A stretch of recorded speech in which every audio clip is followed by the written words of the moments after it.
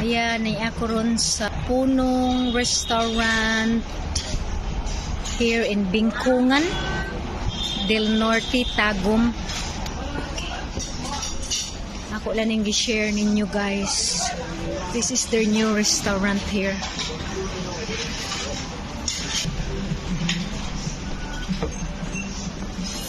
Very nice place. May daghan din bangus diri. Pwede po mo mag-fishing kung gusto mo anhi. Punong, that's what it said. Punong. But kung say gusto mag-fishing, pwede mo din eh.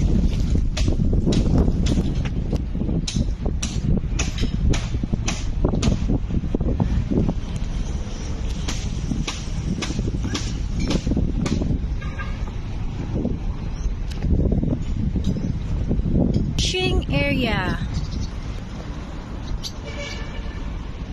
Daghan kayong isda diri oh. A lot of fish.